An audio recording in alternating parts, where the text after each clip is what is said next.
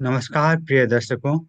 मैं भाई रॉबिन्सन कुजूर आप सबों को प्रभु यीशु मसीह में नमस्कार करता हूं और इस सप्ताह का साबत स्कूल पाठ अध्ययन में स्वागत करता हूं।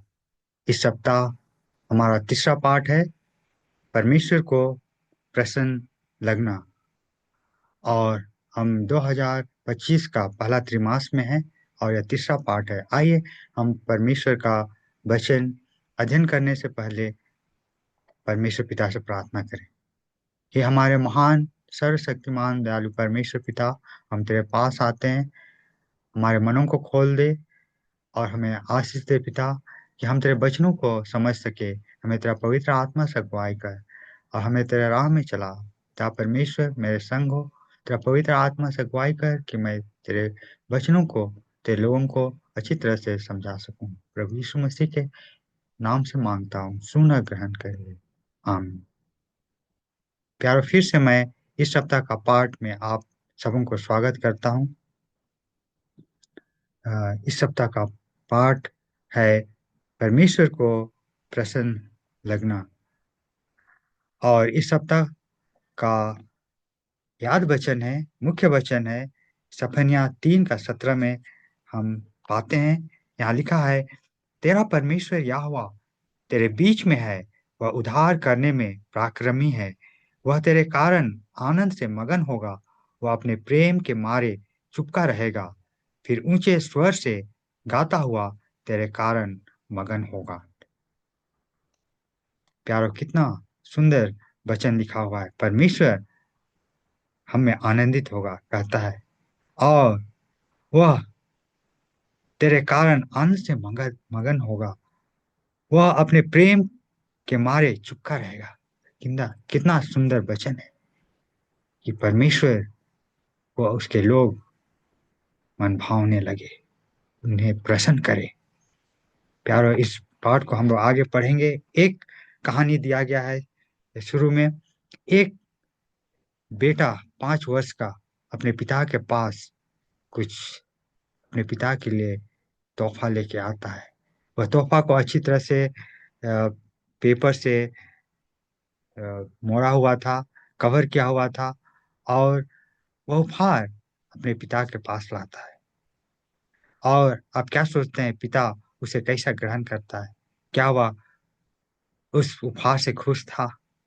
यहाँ पर कहानी में हम पाते हैं कि वह पिता उस बेटे के उपहार को देखा जो उसके लिए लाया गया था और कहता है, इसे मुझे जरूरत नहीं है और जो कुछ तुम उपहार मेरे लिए लाए हो वह मेरे ही पैसे से लाए होगे, नहीं तो मेरे लाए हुए वस्तुओं से बनाए होगे।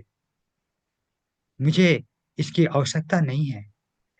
मैं चाहूं तो इससे उत्तम वस्तु ला सकता हूं।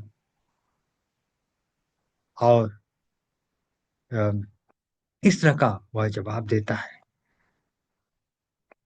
और कहता है कि फिर भी मैं तुमसे प्रेम करता हूं। आप इस पिता के विषय में क्या सोचते हैं? क्या यह पिता बिल्कुल इसका हृदय ठंडा नहीं था?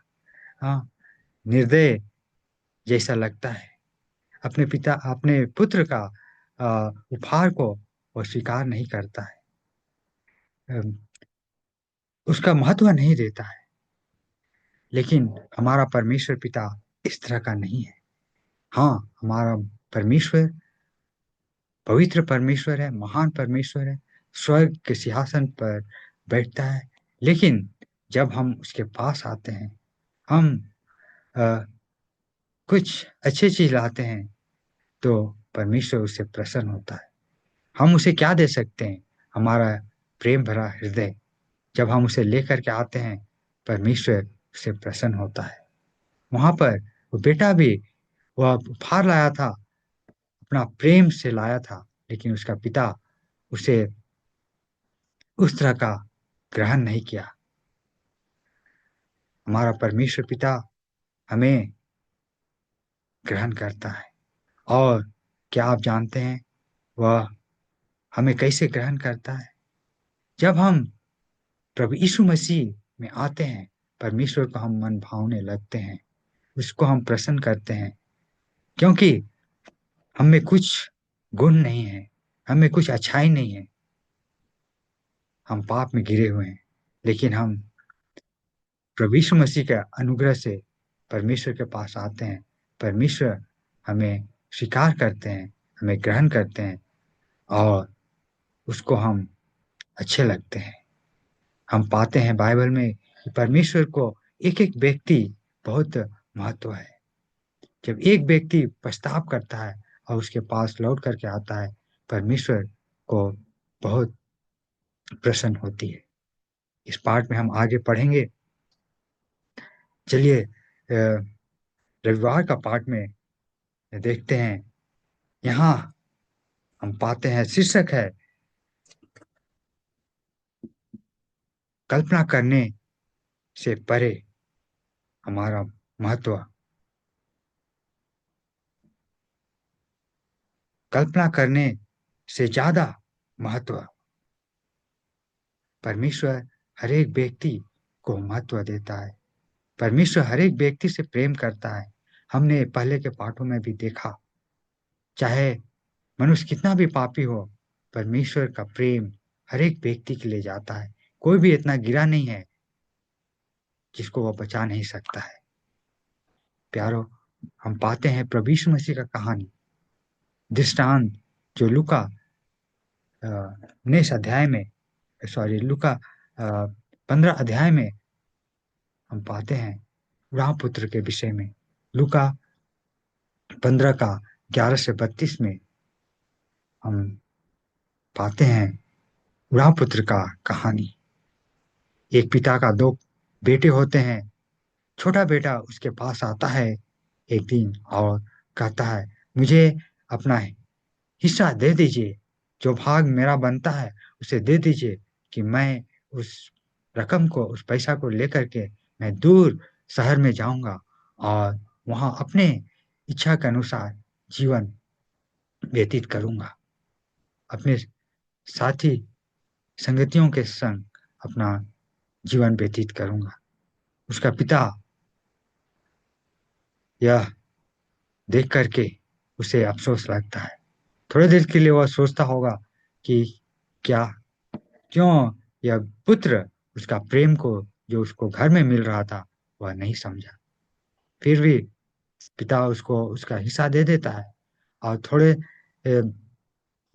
समय में वो अपना सब कुछ बेच करके अपना धन, अपना पैसा लेकर के वह शहर की ओर चले जाता है। वह दूर शहर में अपने जैसा, अपनी इच्छा के अनुसार वह जीवन जीता है। दुनियादारी मौज मस्ती करता है, खाने पीने में समय बिताता है, मित्रों के संग यहाँ वहाँ जाता है और अपना पैसा को इधर उधर खर्च करके उड़ा देता है।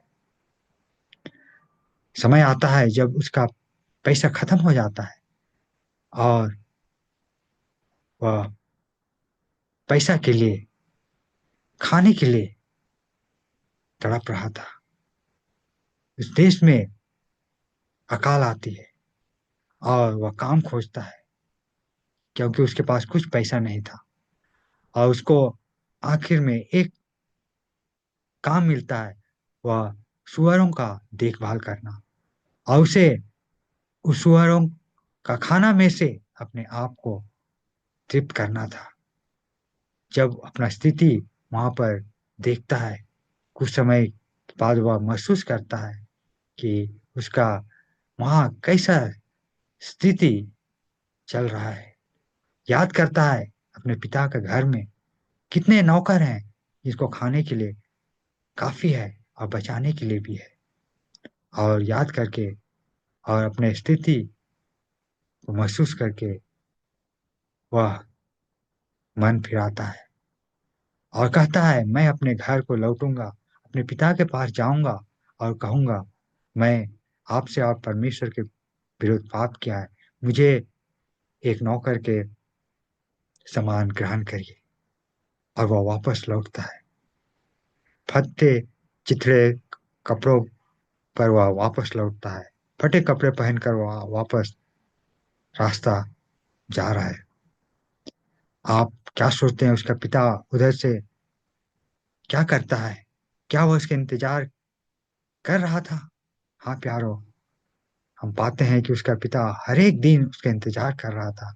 जब से वह घर छोड़ा था, वह चाहता था कि वह कोई दिन लौट करके आएगा और उसका राह देखता था।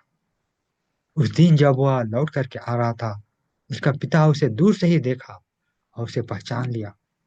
जो भी कि वह फटे कपड़ों पहने हुए आ रहा था। उसका पिता दौड़ करके उसके पास जाता है और उसे अपने कंधों में ले लेता है, बाहों में ले लेता है और उससे बहुत खुशी होती है। और बेटा कहने कोशिश करता है कि मैं आपका बेटा के लायक नहीं हूँ, मुझे एक नौकर के समान ग्रहण करिए। अम, पिताजी उसे नौकर नहीं, बेटा के रूप में वापस लेता है और अंदर उसका स्वागत होता है और अपने लोगों को कहता है कि बड़ा भोज तैयार करो, मेरा यह बेटा खो गया था, मिल गया, या मेरा बेटा मर गया था, फिर से हम उसे जिंदा प्राप्त किए हैं। और वह घर में खुशी मनाता है। इसी तरह प्यारो हमारा परमेश्वर है। जब एक व्यक्ति पाप से पछताव करके परमेश्वर की तरफ फिरता है, परमेश्वर को बहुत आनंद होती है। यह प्रभु यीशु मसीह में परमेश्वर हमें देखता है। प्रभु यीशु मसीह के द्वारा हमें अनुग्रह मिलता है, जिससे परमेश्वर हमें ग्रहण करते हैं। हम आगे का पाठ में देखते हैं कि परमेश्वर को खुशी लगना, परमेश्वर अपने लोगों पर खुशी मनाता है। जफन्या 3:17 में हमने पढ़ा और पाया कि परमेश्वर अपने लोगों से बहुत आनंदित होते हैं। यह इज़राइल लोगों का वापस आने का अनुभव था। वे लोग परमेश्वर से पाप के द्वारा भटक गए थे और बंधुआई में चले गए थे। लेकिन जब उनका वापस लौटना हुआ, परमेश्वर का यह अनुभव हम पढ़ते हैं। सफन्या 3:17 में यहाँ लिखा है, तेरा परमेश्वर यहोवा तेरे बीच में है, वह उद्धार करने में पराक्रमी है। वह तेरे कारण आनंद से मगन होगा, वह अपने प्रेम के मारे चुपका रहेगा, फिर ऊंचे स्वर से गाता हुआ तेरे कारण मगन होगा। परमेश्वर उनके बीच में होना चाहता है और उनसे वह मगन होता है, उनके कारण वह आनंदित होता है। प्यारो, जब हम परमेश्वर के पास आते हैं, परमेश्वर हमसे बहुत प्रसन्न होता है। और इज़राइल लोगों के विषय में और भी हम पढ़ते हैं। यशायाह 62:4 में लिखा है, परमेश्वर अपने लोगों को कहता है, तुझे हेफिजा बुलाया जाएगा, जिसका मतलब है मैं तुझसे अति प्रसन्न हूँ, अति आनंदित हूँ, हाँ, या मगन हूँ। और तेरे भूमि को ब्यूला कहा जाएगा, जिसका अर्थ है यह भूमि विवाहित है। प्यारो, हम आगे पढ़ते हैं। इफिसी 5:25 से 28 में पौलुस कहता है,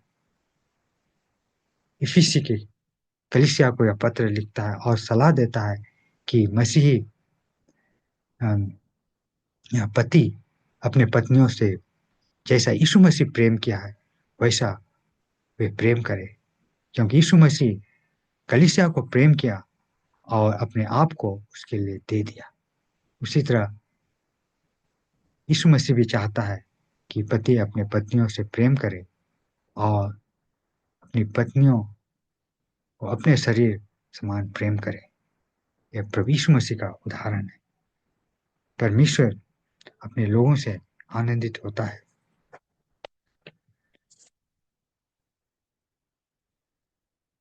आगे हम पढ़ते हैं पतरस का पत्री में। पतरस सलाह देता है कि हमें परमेश्वर को प्रसन्न लगने जैसा बलिदान चढ़ाना है। आइए हम पढ़ते हैं पहला पतरस 2 का 4 से 6 हम पढ़ेंगे। विशेषकर 5 पद को। पहला पतरस 2 का 5 कहता है, तुम भी आप जीवते पत्थरों के समान आत्मिक घर बनते जाओ, जिससे याजकों का पवित्र समाज बनकर ऐसे आत्मिक बलिदान चढ़ाओ जो यीशु मसीह के द्वारा परमेश्वर को ग्रहण हो। परमेश्वर को ग्रहण हो। हम पढ़ते हैं रोमी 8 का 1 में कि जो लोग प्रभु यीशु मसीह में हैं, उन पर निंदा का वचन नहीं कहा जाएगा। प्यारो, हम सब परमेश्वर के पास आ सकते हैं। परमेश्वर के नजर में ग्रहण योग्य हो सकते हैं। यह यीशु मसीह के कारण ही हो सकता है, और यह परमेश्वर के प्रेम के कारण होता है। हम परमेश्वर के पास पहले प्रेम करके नहीं आते हैं, पर परमेश्वर हमसे पहले अपना प्रेम दिखाता है।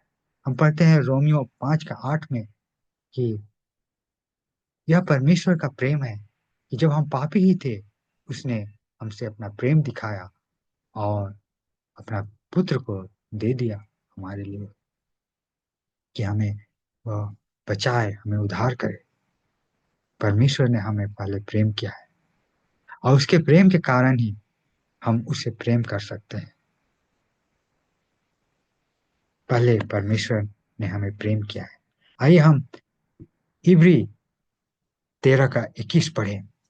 यहाँ पर बहुत अच्छी बात लिखी हुई है। इब्री 13 का 21 यहाँ क्या कहता है, आइए हम देखें।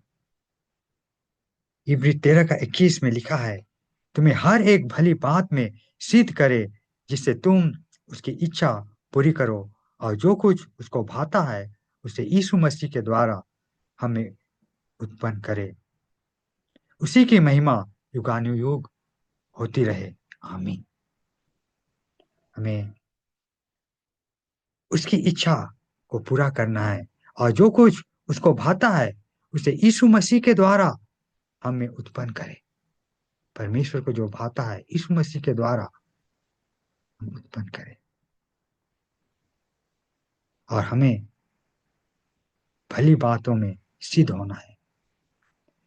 प्यारो, इससे परमेश्वर प्रसन्न होंगे, और यह संभव है क्योंकि प्रभु यीशु मसीह हमारे लिए आया है, और प्रभु यीशु मसीह के सामर्थ से यह संभव है। परमेश्वर को हम कैसे प्रसन्न कर सकते हैं? विश्वास के द्वारा। जब हम उसके पास विश्वास के साथ आते हैं, परमेश्वर हमें ग्रहण करते हैं। हम पढ़ते हैं इब्रानियों 11 का 6 में,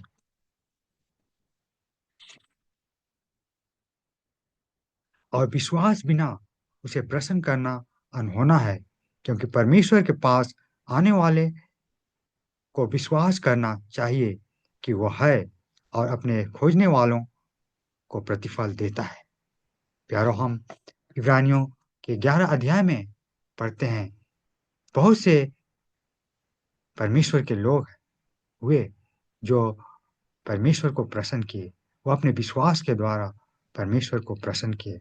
और हम यहाँ 11 का 5 में एक उदाहरण पढ़ते हैं हनूक के बारे में। यहाँ क्या लिखा हुआ है, विश्वास ही से हनूक उठा लिया गया कि मृत्यु को ना देखे, और उसका पता नहीं मिला, क्योंकि परमेश्वर ने उसे उठा लिया था, और उसके उठाए जाने से पहले उसकी यह गवाही दी गई थी कि उसने परमेश्वर को प्रसन्न किया है। हाँ प्यारो, विश्वास के द्वारा हम परमेश्वर को प्रसन्न कर सकते हैं। आइए हम नया नियम में मरकुस की किताब 9 अध्याय में एक घटना को देखें। यहाँ पर प्रभु यीशु मसीह अपने 3 चेलों को अपने साथ पर्वत ऊपर ले गए थे, पतरस, याकूब और यूहन्ना को, और बाकी 9 चेला पहाड़ के नीचे थे। उनके पास एक व्यक्ति अपना बच्चा को लेके आया, अपना बेटा को लेके आया, जिसको दुष्ट आत्मा परेशान कर रहा था। और वे लोग सुबह को उस दुष्ट आत्मा को भगाने की कोशिश कर रहे थे, लेकिन वे लोग उस दुष्ट आत्मा को भगा नहीं सके। बाद में यीशु मसीह आते हैं, तो वह पिता अपना बेटा को यीशु मसीह के पास लाता है और कहता है कि मेरा बेटा से दुष्ट आत्मा निकाल दीजिए। और वह बतलाता है कि उनके चेलों के पास वह लाया था, लेकिन वह नहीं कर पाया। यीशु मसीह कहता है मेरे पास लाओ, और 9 का 23 में हम यह पढ़ते हैं, और यीशु मसीह उसे हौसला देता है। और वह व्यक्ति कहता है मैं विश्वास करता हूँ, मेरा अविश्वास में आप विश्वास को बढ़ाइए। उसका विश्वास बहुत कम था, लेकिन यीशु मसीह उसे धिक्कारता नहीं है, जाओ विश्वास बढ़ा करके आओ, ऐसा नहीं कहता है। यीशु मसीह उसे कहा जो विश्वास करता है उसके लिए सब कुछ संभव है। यीशु मसीह में सब कुछ संभव है। उसका थोड़ा विश्वास था प्यारो, लेकिन यीशु मसीह उस विश्वास को बढ़ाया और उसके लिए वह चमत्कार किया, उसका बेटा को चंगा किया, उसका बेटा से दुष्ट आत्मा को हटा दिया। तो प्यारो, हम यहाँ पर यही सीखते हैं कि यीशु मसीह के पास हम विश्वास के साथ आए। यदि हमारा विश्वास थोड़ा भी हो, वह हमारा विश्वास को बढ़ा सकता है। विश्वास के द्वारा हम उसे प्रसन्न करते हैं। परमेश्वर किसी को नहीं हटाता है, और जब हम उसके पास आते हैं वह हमारा विश्वास को और बढ़ाएंगे। वह किसी को दूर नहीं करते हैं। हमारा थोड़ा भी विश्वास हो, उसको वह ग्रहण करते हैं और उसे आशीष देते हैं और उसे और बढ़ाते हैं।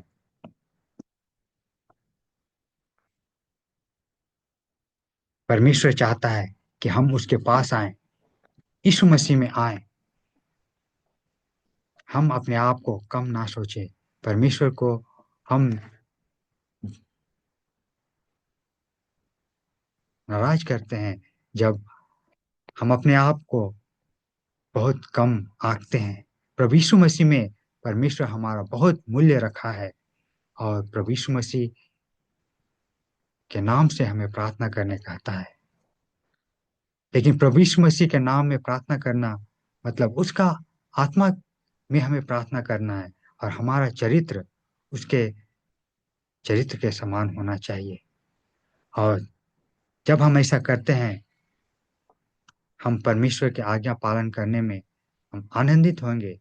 जैसा कि यीशु मसीह कहा है, जो मुझसे प्रेम करते हैं वह मेरी आज्ञाओं को मानेंगे। हम प्रभु यीशु मसीह से, परमेश्वर से ऐसा प्रेम करेंगे और उसका आज्ञा पालन करना हमें आनंद लगेगा।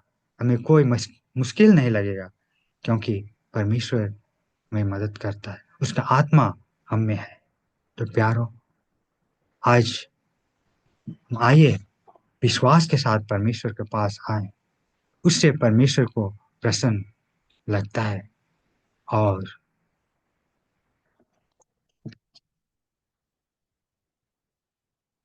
परमेश्वर हरेक को वो अपने पास बुलाते हैं, हरेक को वह ग्रहण करते हैं, किसी को वह दूर करना नहीं चाहते हैं।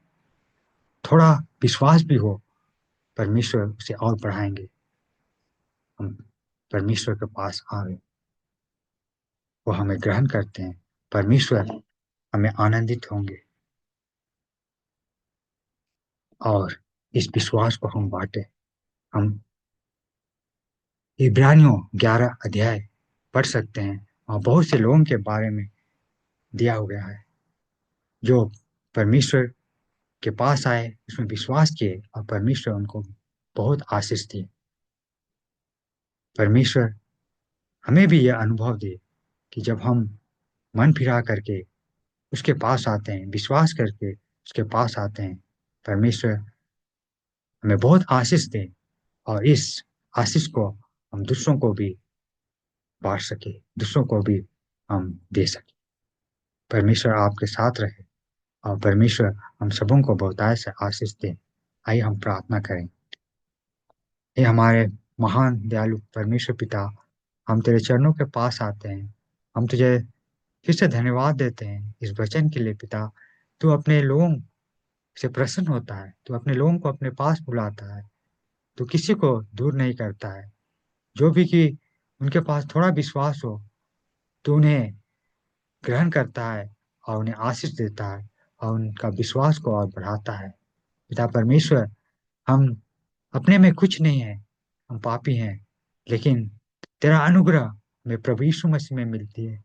हम प्रभु यीशु मसीह के द्वारा तेरे पास आते हैं। हमें तू ग्रहण कर, तेरा आशीष दे, तेरा पवित्र आत्मा से भर दे पिता। और यह तेरा प्रेम, तेरा भलाई हम दूसरों को भी दे। इस विनती को प्रभु यीशु के नाम से मांगता हूँ, सुना ग्रहण कीजिए। आमीन।